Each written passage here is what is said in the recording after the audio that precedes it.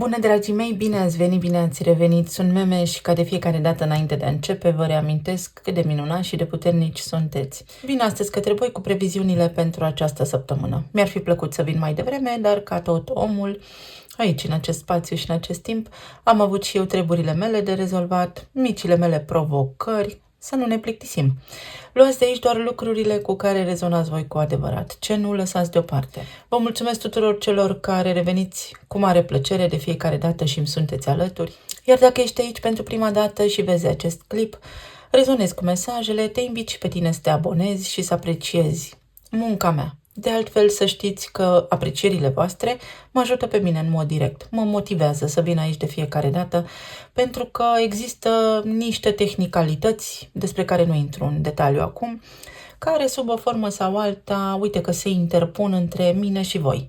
Și vă spun asta cu mare, mare sinceritate. De aproape un an de zile, clipurile mele se opresc la un anume număr de vizualizări. O coincidență, sigur că da, ca toate celelalte lucruri care există în această lume, în acest spațiu și în acest timp. Acum ceva timp am discutat cu un domn tare drăguț, pe care așa l-am simțit eu, drăguț, în comentarii, despre niște lucruri interesante, despre succes, despre ce aș putea eu să fac, etc. Și am spus și dumnealui atunci, așa cum o să spun și acum, pentru ca toată lumea să aibă mai multă vizibilitate. Succesul este parte dintr-un egregor controlat. Cu cât veți vedea mai mult un om public care are mai mult succes, cu atât mai controlat va fi. Fie conștient, fie inconștient. Controlat de Matrix, de această plasă din mentalul colectiv, din planul eteric care ne înconjoară, despre care noi nu știm. Și voi da ca temă pentru această săptămână următoarele cuvinte. Deșteaptă-te, suflet din somnul cel de moarte.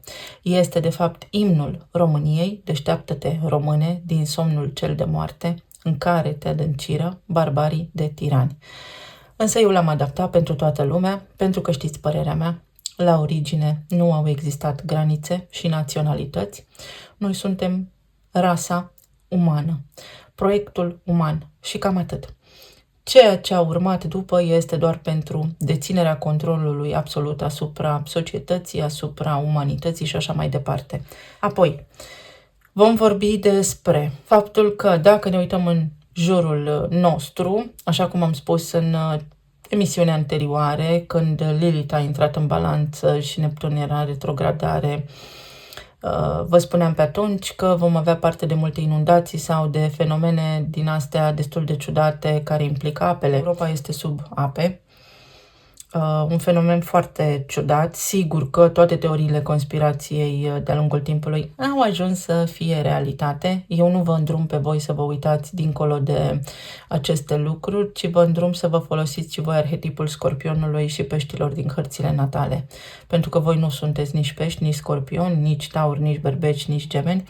Voi sunteți niște oameni, suflete, care s-au încarnat în spațiul fizic atunci când soarele tranzita constelațiile arhetipurilor despre care voi faceți referire ca și zodie. Sunt două arhetipuri care demască.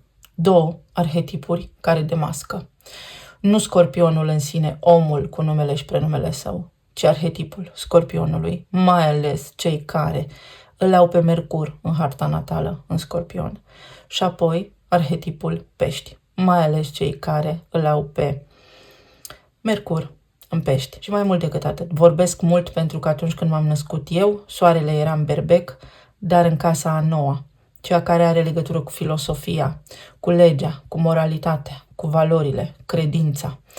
Nu pot să tratez lucrurile superficial, este casa jupiteriană, este casa săgetătorului, este casa care se ocupă de străinătate de tot globul, iar Jupiter are o relație foarte strânsă cu spațiul cosmic, de unde toți venim. Să vorbim despre această săptămână și vă voi mai spune pe măsură ce mi-amintesc ideile, pentru că nu îmi iau notițe.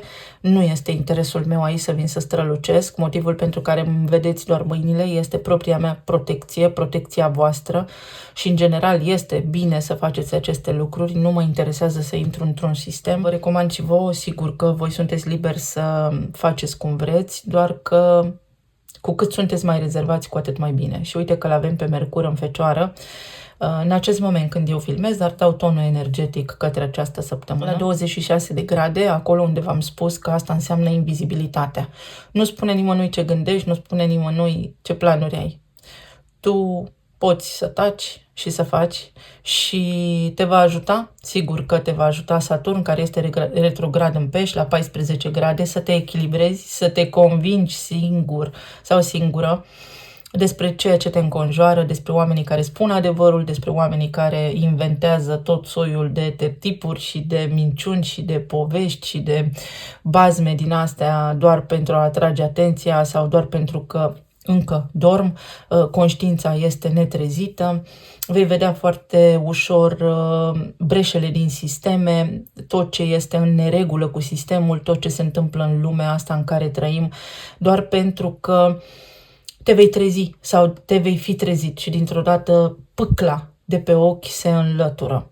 Avem de asemenea luna la 26 de grade, luna în Gemeni, din subconștient începi să traduci informații, amintiri, lucruri care s-au spus, lucruri pe care le-ai văzut, pentru că Gemenii sunt arhetipul intelectului, al comerțului, sunt negustorii, sunt fluturașii social, da, tot ce ține de comunicare, de intelect, de gândire, vorbire și uite așa vei putea să traduci acum în cuvinte tot ceea ce se întâmplă în jurul tău, se pun cap la cap piesele pe planșa de puzzle și vei începe să vezi că încă mai poți să joci șah, că nu este partida încă pierdută.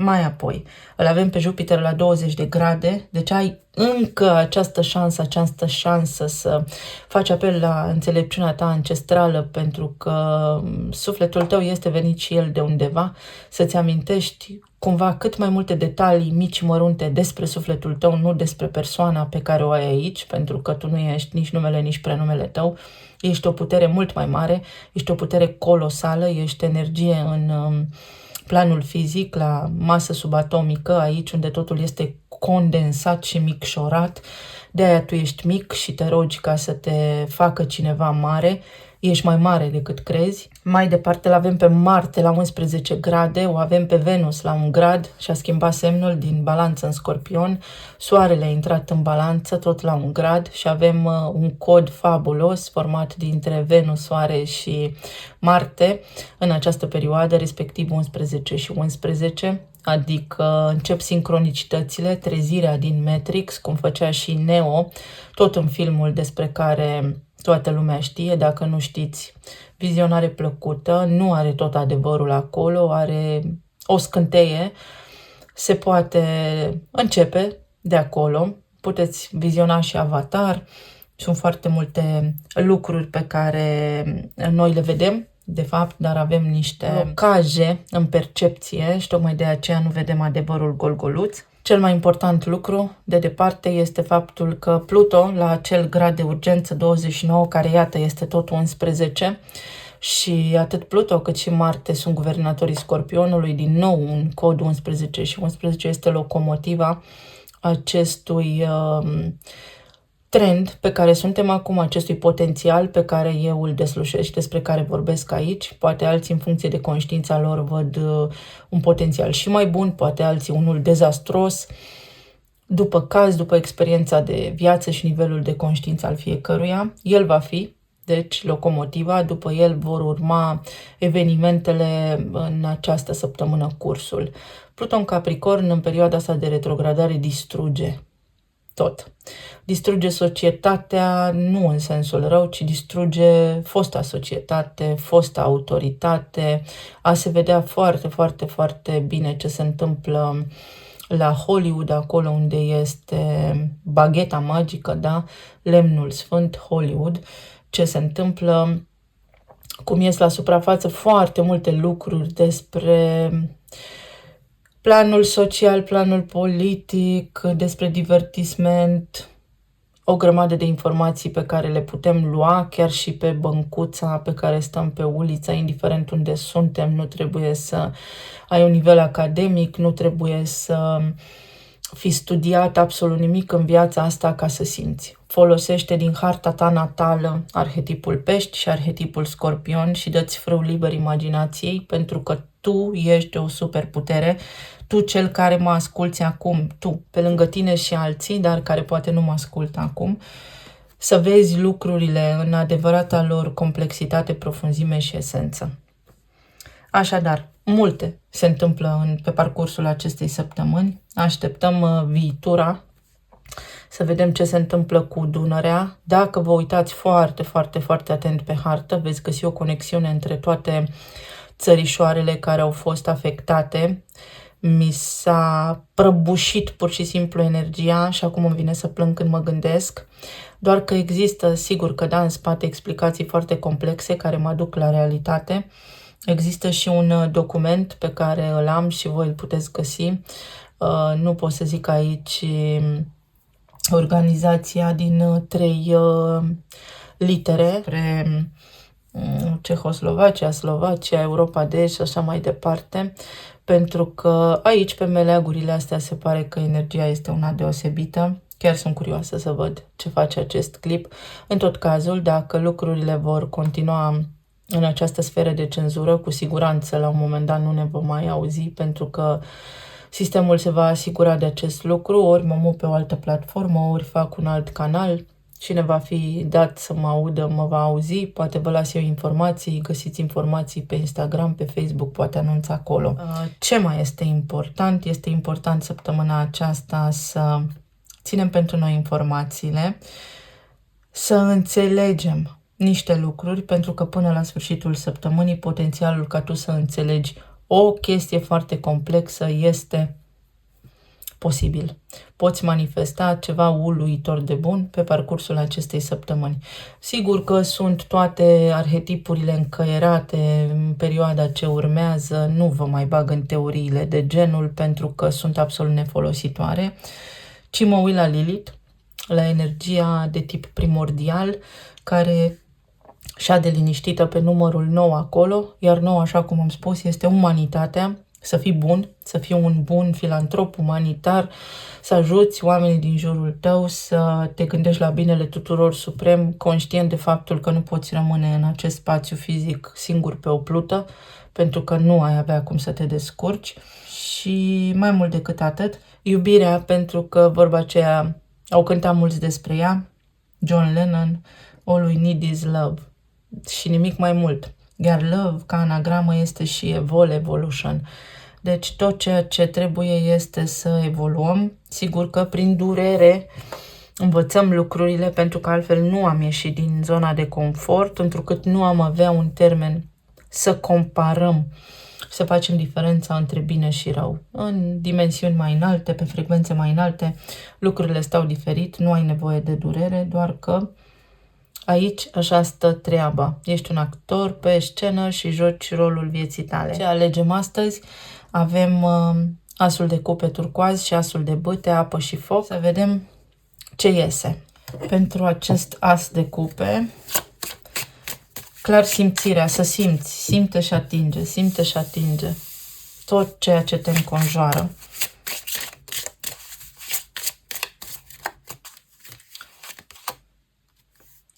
Afirmații pentru vindecarea inimii. Ai grijă cum îți deschizi inima, cui îți deschizi inima, la meditațiile acelea în care ți se spune să-ți deschizi inima, să te deschizi, să te deschizi. În momentul în care îți deschizi inima, ești și atacat de plasă, de Matrix, ești atacat. Schimbare și progres. Și am avut și săptămâna trecută aceste lucruri. Nu face decât să mă bucure acest potențial, pentru că, da, suntem în plin proces de schimbare și timpul se scurge în defavoarea noastră. Armonie, numărul 15. Diavolul, lanțurile, incapacitatea ta de a fi cine ai fost creat să fii, este și magnetismul. Atragi justiția, atragi lucruri corecte săptămâna aceasta. Aici avem o barză cu gâtul răsucit și niște flori de lavandă. Avem și niște lacrimi, avem și un mănunchi care te ajută la fumegație. Vedeți că tot ceea ce este făcut pentru fumegație este programat să atragă entități și neplăceri, nu invers.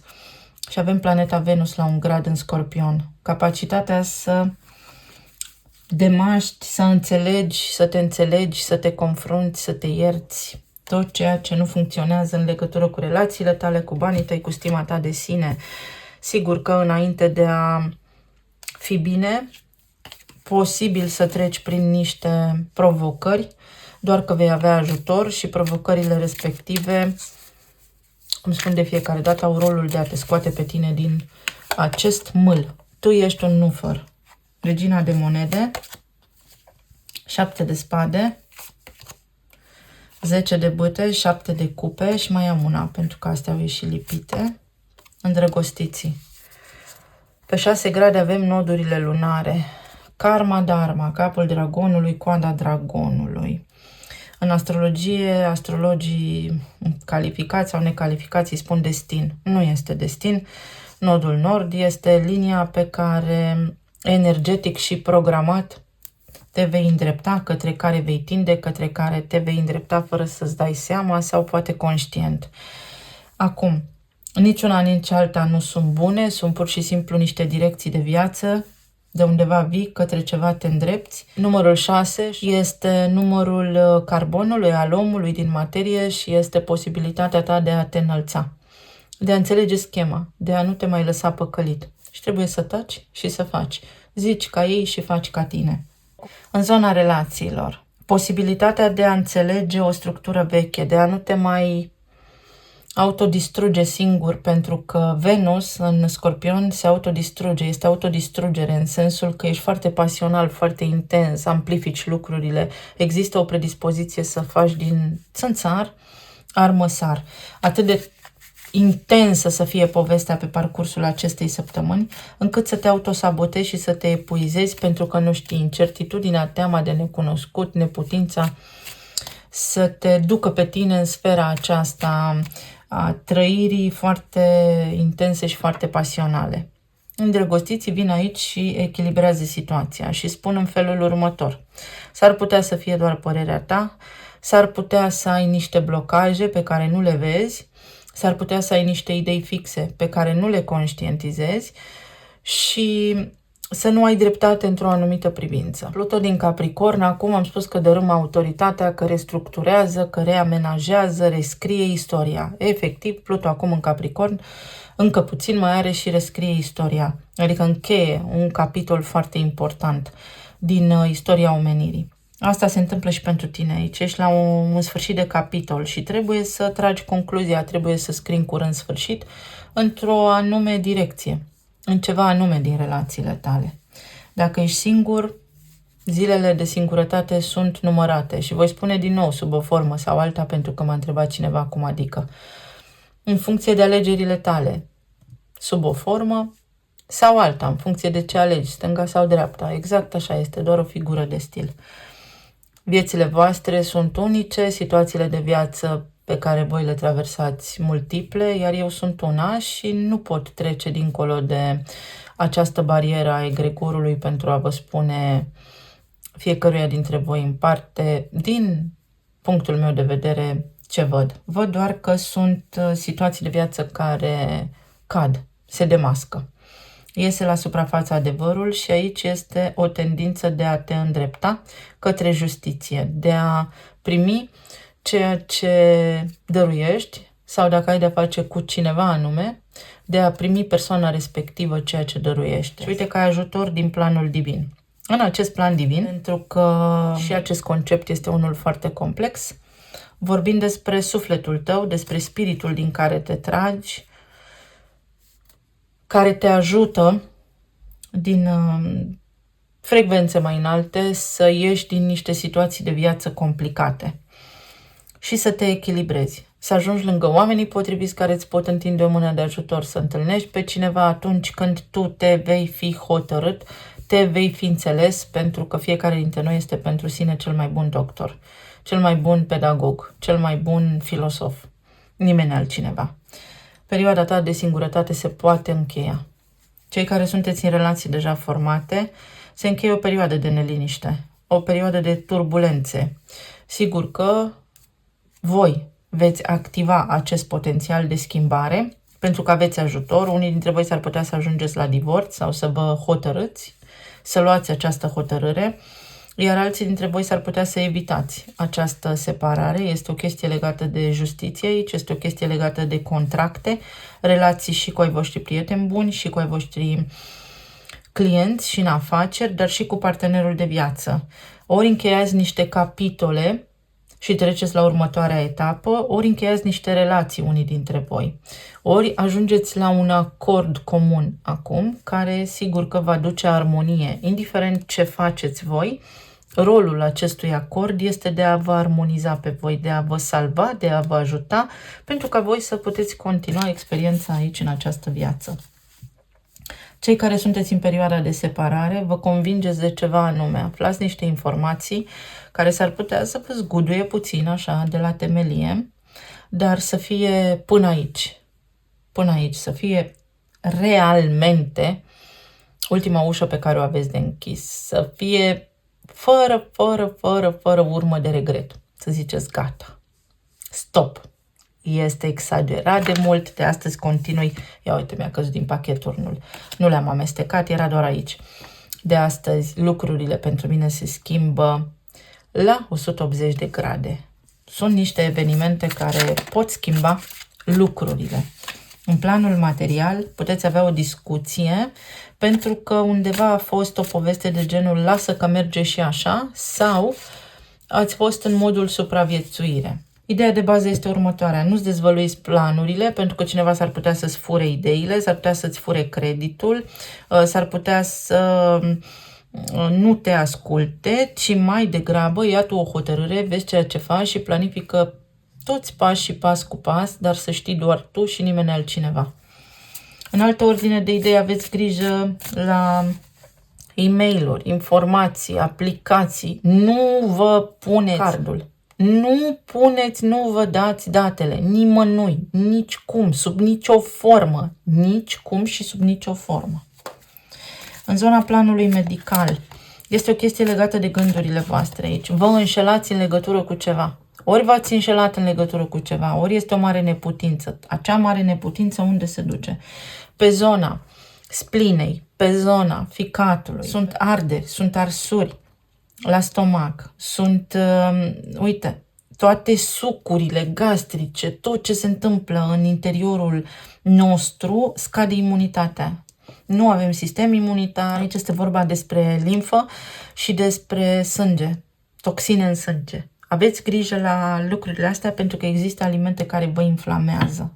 În altă ordine de idei, s-ar putea să fie ceva provocări cu plămânii, cu respirația, cu partea oftalmologică și cu răceli. Și fetița mea e răcită. 2 de spade, o frică de a acționa. Frică. Îmi este frică. Frică să cer ajutor. Cel mai mare curaj la oamenii care spun ajută-mă, te rog, dar vedeți că acel concept de Dumnezeu vorbește prin oameni. 7 de bâte. Mi-e frică că nu sunt capabil, că nu reușesc. Puteți reuși, vedeți? Tu nu știi dacă reușești sau nu. Și din start ți-e frică pentru ceva ce crezi că este. În toate planurile vieții tale. Nebunul. Alegerea ți aparține.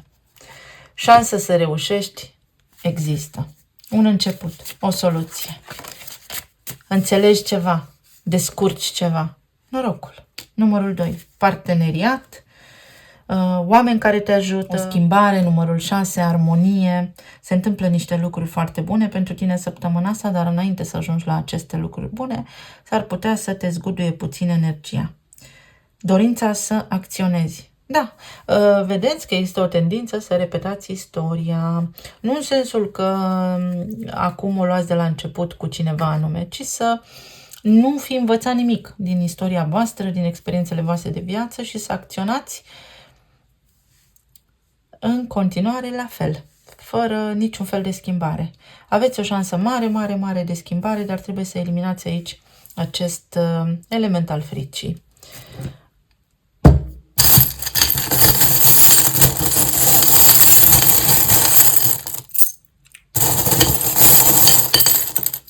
Nu vreți multe săptămâna asta, vă mulțumiți cu puțin. Încercați să faceți mai mult. Uite, păi de ce? Anxietate și stres. Am doar 9 ani. Lilith în balanță acolo. Ori aveți niște situații din astea în care oamenii sunt pur și simplu deslănțuiți, irascibili, ori este vorba despre vreun copil, ori o persoană care se poartă imatur, ori cineva care nu vă creditează suficient de mult și asta vă scoate efectiv din minți și s-ar putea unii dintre voi să bubuiți, să dezlănțuiți energia aceea pură din voi, care până la urmă să știți că vă vindecă, vă face bine. Spuneți ce aveți de spus, dacă cineva vine peste energia voastră și vă atacă, spuneți ce aveți de spus. Pentru alții dintre voi, uite, toți sperați să se rezolve o situație, o relație. Speranța nu vă duce decât în gol. Există posibilitatea, există potențialul să vă împăcați cu cineva sau să aveți o reușită acolo unde vă doriți, doar că trebuie să fiți un pic mai creativi, un pic mai încrezători. În timp ce voi vreți repede, altcineva e la relaxare aici. Lucrurile se fac mai încet, mai cugetat. Unul dintre voi, voi și persoana la care vă gândiți, voi și o persoană anume, aveți aceeași intenție, dar nu acționați la fel. Sunteți diferiți, cumva. O hienă și o ambulanță. Veți putea demasca, veți putea ține piept, face față unei situații neplăcute. În cazul în care apare, sigur că da, și o muscă. Da, posibil să aveți niște situații, niște gânduri care vă stresează, dar pe care le puteți rezolva. Uite, biletul către fericire. Spre sfârșit de săptămână veți spune, am reușit. Lucrurile se liniștesc. Bun, îmi vine să plâng. Posibil cineva să-și ceară iertare sau posibil pur și simplu vouă să nu vă vină a crede cât de puternici sunteți de fapt sau ce șanse vi se mai oferă. Inițialele sunt RT și V. RTV. Unde era RTV? O prin Germania, parcă, nu? Și dacă mă înșel, eu așa îl interpretez acum, pentru că așa mi-a făcut mie mintea circuitul acum. Ceva chestiuni care poate au legătură cu Germania sau cu niște rigori, cu o răceală. Acționăm foarte contractual, foarte impersonal, așa. Este modul în care percep eu Germania. Nu spun că așa și este, este doar percepția mea. Apoi, o reluare la TV. Vedeți că reluați programe vechi, întrerupeți ciclul, scoateți cablul din priză. Dați să mai gândiți într-un fel anume, pentru că se poate. Este o săptămână în care puteți sparge o mare buclă, puteți vindeca ceva, puteți începe ceva nou, doar că nu prin același fel de a fi. Faceți ceva diferit. Aici este virtual, în spațiul virtual. Atenție la iluzii, la gânduri. Lăsați deoparte mirajul. Folosiți-vă arhetipul Scorpion și Pești pentru a înțelege că lumea în care trăim noi este toată un spectacol. Toată, absolut toată un spectacol. Acces la telecomandă, să schimbați canalele, să vă schimbați viziunea, să schimbați informația. Dacă nu vă convine, schimbați ceva pentru că veți avea o reușită. O revenire a cuiva sau poate tu trebuie să revii asupra unei decizii, asupra unui lucru care a ars așa mocnit, dar care trebuie, pentru că altfel jarul acela se reaprinde și poate fi un foc al pasiunii sau poate fi ceva care te arde. În viteză. Atenție la viteză. Rulați mașina încet, nu șofați cu viteză, fiți atenți la semnele de circulație, la trafic, la ceilalți participanți ai traficului. Eu vă mulțumesc tare mult. Vă doresc să aveți o săptămână minunată, să ne reauzim cu bine. Merg către următorul grup. Dacă ați ales asul de bâte, să vedem ce ne spune energia. Ce hotărât a fost. Meditație pentru claritate și să înveți din viață, din experiența ta de viață. Și uite aici, sunt două aspecte din tine care îți vor da de gândit în această săptămână, două experiențe, două situații de viață, una în care ai fost foarte fericit și lipsit de griji și una în care aveai pe umerii tăi responsabilități. Și vouă, ca și celor de la grupul cu numărul 1, vă spun în felul următor. Nu tot ceea ce există sau nu tot ceea ce vedeți este exact așa cum percepeți voi. Noi suntem energie pură, cărțile astea sunt energie pură, doar că aici în spațiu și în timp, la nivel subatomic, ele arată așa pentru că cineva le-a creat așa, cineva le-a observat. Voi când vă creați o imagine despre ceva, când creați în mintea voastră un obiect, imaginația, știți cum spunea Einstein care este un personaj inventat. Nu el a spus toate lucrurile acelea, dar ăsta este un subiect pentru altă discuție. Deci voi când în imaginația voastră vedeți ceva anume, începe acolo gândul și sunetul, da, prin ceea ce simțiți sunet, prin ceea ce gândiți, să se modeleze și să se transforme în materie, pentru că voi cu ochiul minții sunteți observatorii lucrului respectiv și apoi el poate deveni realitate prin intenția și acțiunea voastră. Îmi imaginez un, cum să zic, cocostârc cu fustiță de balet. Nu l-a mai făcut nimeni niciodată, nu știe nimeni cum arată acel cocostăr cu fustiță de balet. În consecință, voi nu aveți cunoștință despre acest lucru, nu știți că există. Va exista cineva care îl va desena și de acolo va fi preluat în conștiința colectivă și în mentalul colectiv ca și cocostârc cu fustiță de balet. Exact așa. Există un observator, voi, și voi vă uitați către o situație de-a voastră de viață și în funcție de proiecția din mintea voastră, așa se va manifesta situația de viață. Deci este o săptămână prin care să vă schimbați percepția despre ceva anume și să vă gândiți la tot ce a fost bun și la tot ceea ce poate nu a funcționat în viața voastră, pentru că vă puteți schimba perspectiva, implicit viața. Un potențial colosal de manifestare a unor lucruri noi, benefice în viața voastră. Nu contează că ați studiat, că n-ați studiat, ce pregătire de viață aveți. Nu contează. Chiar dacă nu ați studiat, chiar dacă ați studiat, viața nu este despre aceste lucruri. Cunoașterea este în noi. Voi sunteți un suflet și sufletul este energie. Conștiință înaltă. Sunteți și numărul 17. Clar viziune și clar știință. Și atât Mercur cât și Luna sunt la 26 de grade. Absolut magic. Ce să mai... 26 care este numărul invizibilității. În tăcere. Atunci când nu vă veți uita. Trece pe lângă voi cineva care vorbește la telefon și are o poveste și o conversație care pentru voi face ding, ding, ding, ding, ding, ding cu situația voastră de viață. Lucrurile pot deveni foarte clare, foarte transparente. Cum am spus și la celălalt grup, folosiți-vă, vă rog, de capacitatea voastră de co-creatori, foarte puternică, și de arhetipurile Scorpion și Pești în această săptămână, să vedeți cu ochiul minții, să vedeți foarte clar, foarte limpede, foarte sincer ceva anume. 4 de cupe.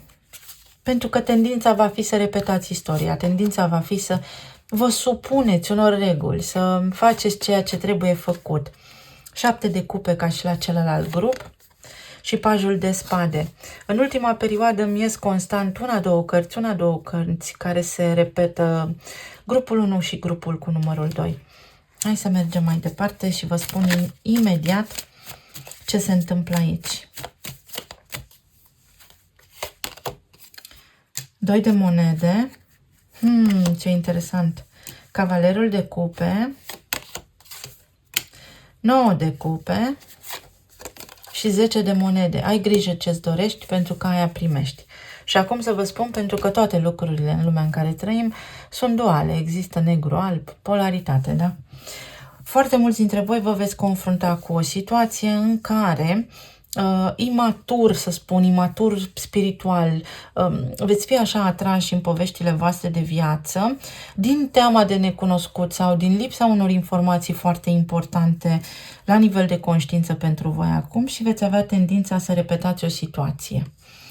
Această situație se repetă și se poate repeta, poate avea un deznodământ diferit de această dată, atât că voi ar fi trebuit deja să aveți experiență de viață, să fi învățat din tot ceea ce ați trăit voi anterior, pentru ca de această dată să aveți acest deznodământ, dar fericit. Există aici potențialul să fie un deznodământ fericit sau există potențialul să se repete o istorie, să înceapă frumos și apoi să fiți prinși așa în ceea ce s-a mai întâmplat deja, cu bune și cu rele. Există un potențial aici că cineva să vrea să reia ceva anume, să faceți ceva anume. Și deși aveți tendința de a spune nu în primă fază, veți avea o tentație. Cineva vă tentează într-o formă sau alta, și spun într-o formă sau alta pentru că este inexact. Da? Viitorul nu este scris. Există multiple, pentru că nu infinit este cuvântul. Infinit înseamnă într-un fel finit. Multiplu înseamnă vari, da? Diverse alternative la îndemână. Există cineva aici care vă poate momi, dar este cineva destul de imatur sau nu vă dă toate informațiile de care aveți voi nevoie, s-ar putea să vă încântați prea repede într-o anume privință. Apoi în zona relațiilor. Aici dacă sunteți singuri, nefericirea voastră, durerea voastră este din cauza că nu puteți lua o hotărâre. Aveți o credință foarte fixă. Există un blocaj, există o structură veche. Iar aici, în altul preot, vorbește despre casa părintească, despre tradițiile, despre rânduiala pe care voi ați învățat-o de acasă. Și acolo există un blocaj și din acea cauză, din acel motiv sunteți încă singuri, pentru că poate voi între timp v-ați mai dezvoltat, ați ajuns așa în secolul 21, în această eră modernă, uite, avem Mercur și Luna aici, nu sunteți întru totul de acord cu niște rigori de-astea sociale, voi vreți pe cineva alături, dar parcă nu aveți curaj, vi se pare că sunteți încă niște copii care trebuie să fie ascultători și care trebuie să se supună regulilor societății sau există aici ceva, înțelegeți, care vă blochează și fiecare dintre voi ar trebui să stea așa tăcut și să se gândească, pentru că cineva tace și face. Există cineva aici care chiar vrea să aibă o discuție cu voi, sau voi ar trebui să vă vedeți de drumul vostru, să spuneți ca cei din jurul vostru, dar să faceți ca voi. Apoi, pentru cei care sunteți în relații deja formate, există o urmă de incertitudine aici. Unul dintre voi vrea să facă niște lucruri care sunt plăcute, cheltuieli poate, sau niște lucruri care țin de casa voastră, de relația voastră, iar celălalt este mai riguros și vrea să facă ceea ce trebuie, nu ceea ce ne place. Puteți să aveți așa un fel de negociere, un mic acord, pentru că unul dintre voi până la urmă va ceda și uite că veți reuși să faceți lucrurile, atât că trebuie să țineți cont de planul vostru financiar înainte de a lua o decizie importantă, pentru că s-ar putea să fie o mică risipă de bani, adică să cheltuiți pe niște lucruri care nu sunt neapărat valoroase sau utile în perioada ce urmează. Există aici o provocare, dar nu în sensul rău, ci poate copiii voștri au o perioadă de rătăcire, nu știu ce vor, au o stare mai dificilă, toți suntem oameni până la urma urmei, sufletul lor este un suflet egal ca vârstă cu noi, doar că este într-un corp mai mic, adică trebuie să înțelegem, noi nu-i deținem, noi nu suntem stăpânii copiilor noștri, foarte mulți oameni fac copii pentru că îi domină, pentru că există exercitarea puterii asupra copilului și dacă te uiți la un copil de 2 ani și tu așa mare ca adult la 30, tu ești puternic, iar pentru copilul ăla mic tu ești din universul, ești un zeu. Are sens ce vă zic, deci încercați să vă purtați foarte matur în perioada ce urmează, pentru că veți avea doar de câștigat. În altă ordine de idei, se lămuresc niște provocări financiare aici pentru voi. Aveți de luat o hotărâre, dar să aveți încredere în intuiția voastră. Mai poate fi vorba despre faptul că cineva aici încearcă să vă atragă într-o cheltuială sau în ceva, o discuție, în ceva ce nu vă face neapărat plăcere. Să fie niște planuri care chiar nu vă încântă foarte tare și până la urmă să cedați.